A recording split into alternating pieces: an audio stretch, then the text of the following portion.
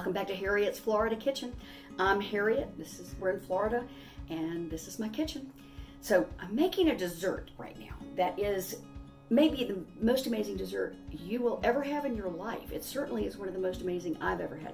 I first had it many years ago when I was a teenager in Europe on a trip, and it was so unusual I didn't know how to ask for it. I didn't even know how to describe it. And so I think I had it in Austria or someplace. So years and years later, I had it at a friend's house, a friend Alberto, and his grandmother made it. I thought, oh my gosh, this is it. This is what I've been looking for. But do you think I was smart enough to ask for the recipe? No, I was not. So years went by and years went by. And finally it occurred to me, I need to ask Alberto's wife what that was and if she has any idea and if, his grandmother ever made it again. And she said, oh yes, I know exactly what that was. That's his grandmother Gilda's special dessert, her special thing that she made. And it was grand meringue Chantilly. And she said, I know exactly what you're talking about and I can give you the recipe, and it's not hard. It takes all night, but it's not hard to do. So she gave it to me, and I'm giving it to you today. And you will blow away your own self, much less your friends. So I'm going to get started. The first thing we're going to do is make caramelized sugar. And you know from watching Harriet's Florida Kitchen, Abuela's flan, how to do the caramelized sugar. Now, in Abuela's flan, I cheated and I used a little water because I'd never done it before. But now I know how to do it, and I know I don't need water, and so I'm going to show you how to do it without the water too.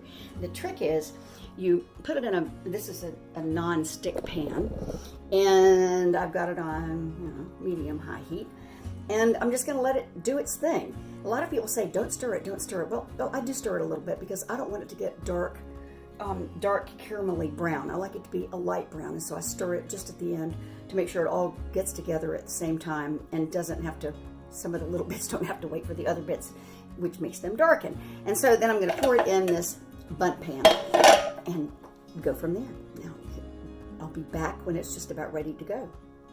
Now you can see it beginning to kind of get melty around the edges, and I just like to do this because it's fun, not because you need to, but it starts getting kind of going pretty fast. So it sticks to the spoon, of course. You don't want that. I'll be back in a sec. Good. It's getting there. You see?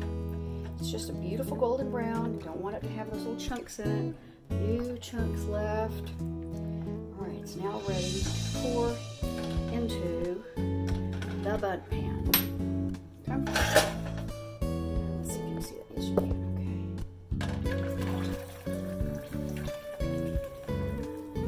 Like that. Mostly you can get it out. Good idea to turn off the burner so you don't burn yourself. And it's a little hot, so I'm going to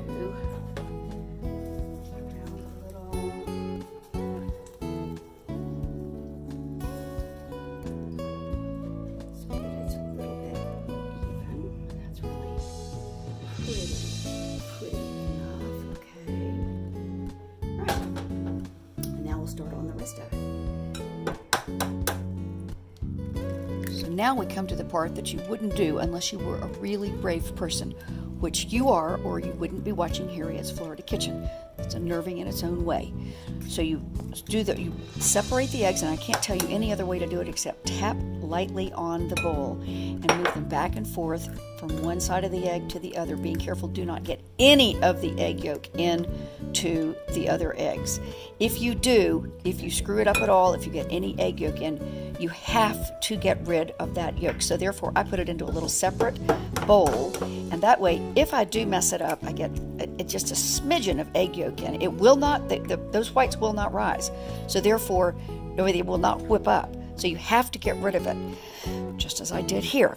Then you move on, you clean your bowl, and you start over again with that same little teeny tiny bowl, and then you go back and forth. You can either do it from egg to egg, from eggshell to eggshell, or you can even you can separate them, and you can, as you tap it, and you can roll it from egg to egg, or if some of it gets into your fingers, you can strain it a little bit with your fingers, and that will work out very well.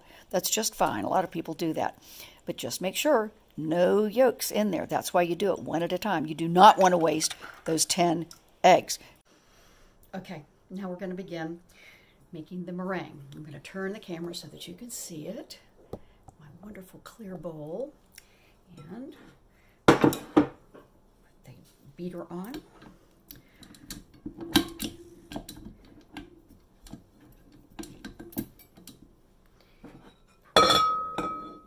Pour it in. And begin to beat until it gets foamy, and then I'll start putting the sugar in. I'm standing by with a cup of sugar, and I'm going to begin to put that in slowly but surely, a little bit at a time now that it's gotten foamy.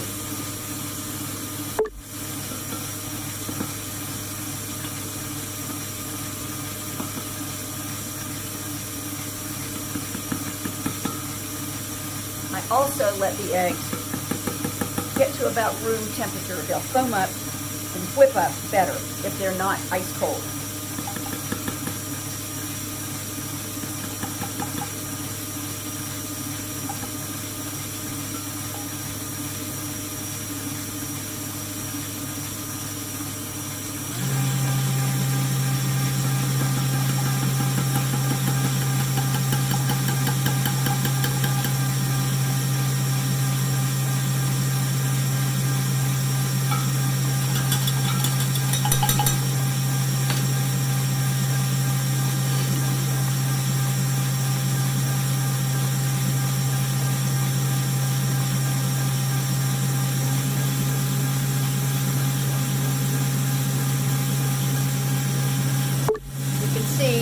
Beginning to thicken, but it's not there yet. It still has to be able to be whipped up into sort of like waves that stand up and are stiff enough not to fall down. Okay, and this is pretty stiff, as you can see. These stand up beautifully, just like sculptures. Once they're up, they're up. So the way to see whether or not it's properly whipped and is stiff enough is you can put an egg and it will sit right on top. And so now I'm going to pour this into the bundt pan. But first, we've got to add a teaspoon of vanilla. Oh, never mind when I get a little bit too much slurped in there. It's so good. And we're going to gently, super gently, fold it in so it's spread as evenly as possible so everybody gets a little flavor of the vanilla. Notice how beautifully that's standing right on edge. Perfect. All right, let's pour this into the bundt pan, which has kind of gotten crackly, which is fine. All right, this goes in like this. And we are then, as soon as we get it into this pan, we are going to put it into a 400 Fahrenheit oven, and then we are going to turn off the oven. And we're going to leave it in there for 4 hours at least, but also we can leave it in overnight. So I'm going to take a look at it after 4 hours and see whether I like how it looks, whether I want to leave it in all night or not. Look how wonderful that looks. It's just the coolest stuff. This is a meringue. And all you would have to do if you wanted to make meringues is you would put it in the oven and cook it for about an hour. I'm not going to give you the exact information here because it may be inaccurate. But anyway, roughly, that's all this is. It's just a regular meringue. And if you do that, it gets lovely and crispy, but we are going to, this is going to turn into something that almost has the consistency of marshmallow. In fact, if you married an angel food cake and custard, that's kind of what you'd have. It would be pretty amazing. Okay, so I have that spread around. Okay, like that. And I think it matters if I smooth it out because I guess it'll sit on the plate better later. So we do that, and it's going to be just amazing. And it's going to go right into the 400 oven. Okay. Okay, now this one really is a little tricky. We're now going to make basically a creme anglaise, and that is the cream of Chantilly sauce. So I'm doing it in a double boiler, and the first thing my mom taught me is that you make sure, although you have just a little bit of water in there, as you can see, you make sure that the bottom of the double boiler does not touch the water. You're going to bring the water up to simmering, or high, a little higher than simmering, but you don't want it to boil and touch the bottom of it. It kind of defeats the purpose of protecting the bottom of the pan from the burner. Okay, we've got it just about. I'm going to turn it down from boiling now that it's boiling.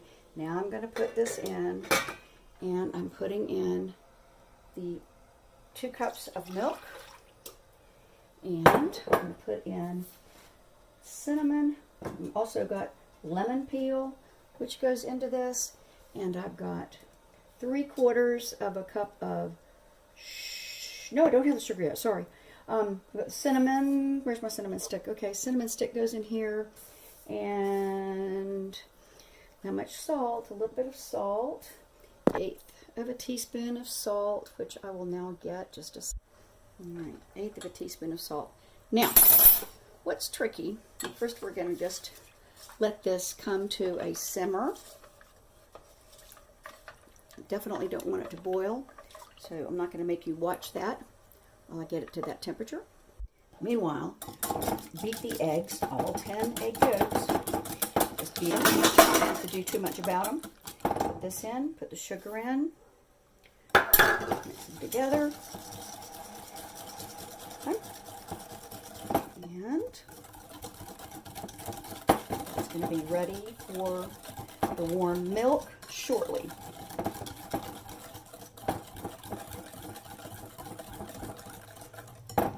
Now we take the warm but not boiling milk and we gently pour it, we're whisking very briskly into the egg mixture. I'm gonna cool this just a little bit. Okay. Now, okay, don't make it too much. Slowly, slowly.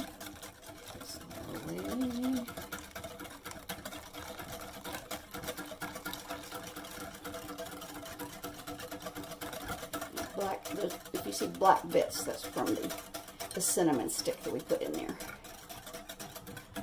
Okay. Now we are going to put it back in the pan. Keep that going. I'm going to dump out the cinnamon stick. Now once again, we make sure that this isn't touching the bottom. It's got a little condensation, but that's all. And then we are going to pour this through the strainer over the heat.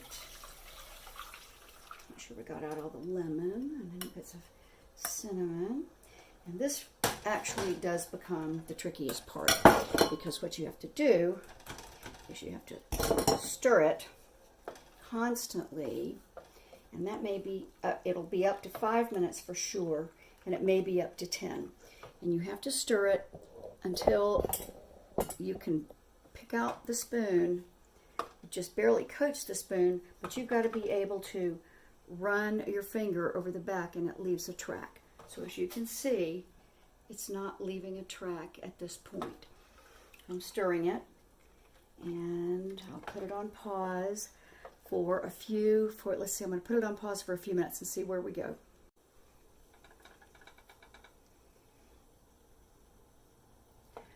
Now this is where it gets tricky. It seems to be making a path. I can follow it. Yep, I think that's it. I think we have to take it off. Okay. Done and dusted. And then we're going to put the vanilla in. Right at the end. Here we go, so you can taste it really well. Okay, so just that. And the thing is, you don't want to keep doing it because you will end up with kind of a scrambled egg situation, which would be disgusting. Okay, it's done. And look, I'm going to show you again. So here it is. If I don't burn my finger, definitely leaving a track. Okay, take it off the double boiler too, because it's got to start cooling down immediately. And we're done. Ooh, it's not curling or anything. It's kind of exciting. Okay, I'm going to show you in the light. Oh, it's not wonderful in here, but look at that. That is really beautiful. Okay, I'm going to keep stirring it a little while longer. In fact, it says to strain it at this point. I'm not sure I need to do that, but I might in order to cool it down real fast. Okay, all right, I'm gonna do that right now. Cool it down, and what can I put it in? Put it on pause. Strain it into here, a nice cool bowl. Let's see if I've got the camera right. Yeah, I think I do. Okay, that looks good. If I've got the camera the way I want it, now let's see. Yeah, I do. Okay. All right, and that goes, and you see, that was already beginning to curdle. Good thing we got it off when we did. And now we're going to strain it a little bit. Let it just go into there. And I think I'm going to have to maybe eat those extra bits that started to curdle. But look, you see, just those extra seconds that I left it on the hot water, I began to get these curdly things. So it's a good thing I'm straining it. And it's going to be amazing. And I might just have that as a little hot custard. It's nighttime. I've had my dinner. Yum! Woo, that looks so good. Anyway, this is perfect in this one. And that's cooling it off because I've got it in a cool jar. Okay, we're going to reconnoiter tomorrow, reconvene, where we assemble this wonderful dessert. And off we go. Just so you know, this is a bit of an early taste test, but I am eating it straight out of the pan. And it is an amazing custard. It is so good. It would probably make great ice cream too. It would be great for whatever you want, but I'm getting it all over my so. Okay, now I am tuning out. Bye. Okay, now this is the scary part because this may or may not work. This is, as you know, this is here at Florida Kitchen. So the show that screws up so you don't have to. So I decided I would serve this custard, this gorgeous, gorgeous custard, which turned out perfectly thanks to that amazing trick of putting your finger along the back of the spoon to see if there's a track. And so I'm going to serve this cold, and I may pour a little bit around the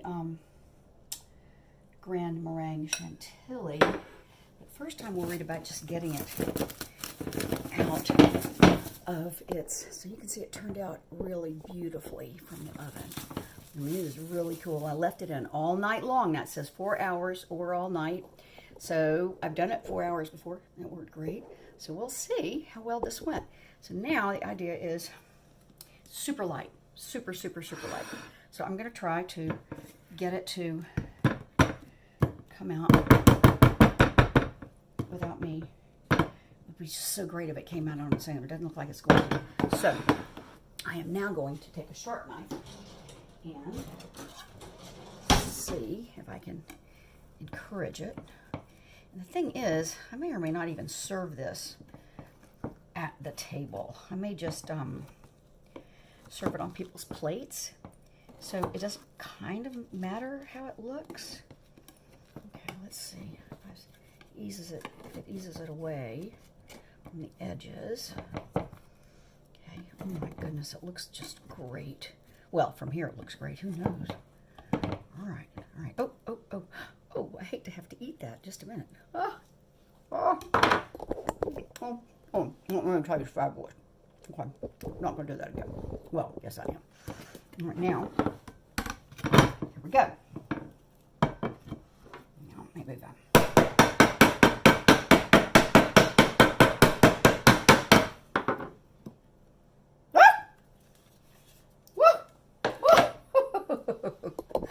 Look how cool that looks. Oh my goodness, that looks pretty neat. Okay. Wow, wow, that is so pretty. Now, interestingly, it has kind of a hole that got in there, but I don't really care about that. But, I mean, look at that. That is just really beautiful. Well, okay, weird, wonky, but wonderful. Okay, I think what I'm going to do is cut. Do I want a little bit? No, I don't think I do want a little bit. But I am going to cut a little bit out of this so you can see how it cuts, which is gorgeous. Cut a seam, and then I'm going to push it together, and I'm going to pause this and get a plate. Now I'm going to lift this, if I can, onto here just a tiny bit, so I sort of squeeze it back together for my company. Oh my gosh, can you see what that's like? I mean, do you see how foamy and nice it is? Okay, now I'm going to put a little bit of, get some of it off my hands, that's disgusting. And got a little bit of the sauce, just sort of with it. There we go.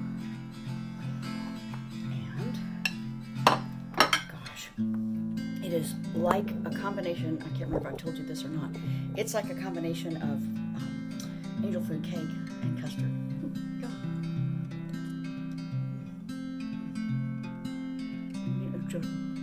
It is like foam in your mouth. It is amazing. Oh gosh. It's just heaven. I'm going to see if I can make that close enough for you to be able to see it. Wow. Okay. That's it. It's going to be amazing. And I recommend you try it. I know it sounded hard. I know it took a long time. But it's really not tricky. It only takes a few ingredients. Just follow the directions really carefully, and it'll work, and you'll have the most amazing dessert you've ever served in your entire life, or eaten in your entire life. Okay, this is Harry's Florida Kitchen saying thanks for watching once again. Bye-bye.